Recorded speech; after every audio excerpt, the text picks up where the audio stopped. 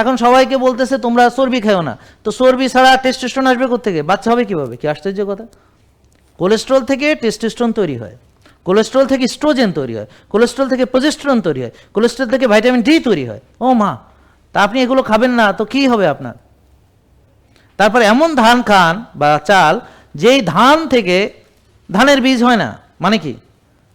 মানে ওই বীজতলায় আপনার তৈরি করা যায় না, ওই ধান দিয়ে মানে ধান হয় না, মানে কোনো এটার ইয়া নাই, না এটার কোনো ইয়াই নাই, প্রজনন ক্ষমতাই নেই, আলাদা বীজ কিনে এনে লাগাইতে হবে।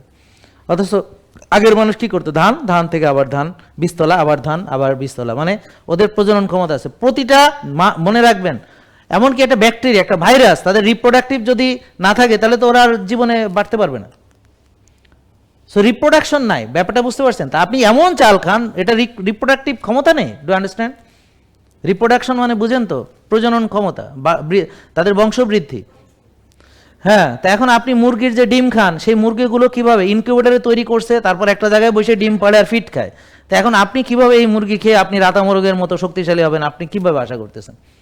ফার্মের মুরগির ডিম খেয়ে ফার্মের মুরগির মতো ঝিমাইবেন, ব্যায়াম করতে মন চাইবে না, অলসতা বিলাসিতা করতে ভালো লাগবে, হাঁটতে মন চাইবে না, মনে হবে রিক্সায় চড়ি। হ্যাঁ, মানে একেবারে মানে কি বলবো, অলসতা বিলাসিতা আপনাকে ঘিরে ধরবে। বুঝতে পারছেন তো আমরা কিভাবে ধ্বংস হচ্ছি? কিন্তু দুঃখজনক, আমাদেরকে যাদের এটা বোঝানোর কথা ডাক্তাররা, তারা এভাবে বুঝায় না। তারা তাড়াতাড়ি ওষুধ লিখে বিদায় করে দেয়, আর আপনি ওষুধ খেয়ে যাচ্ছেন।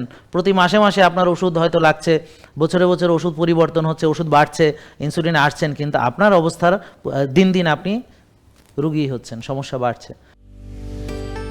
জেকে লাইফস্টাইল, ওষুধ মুক্ত সুস্থ জীবন।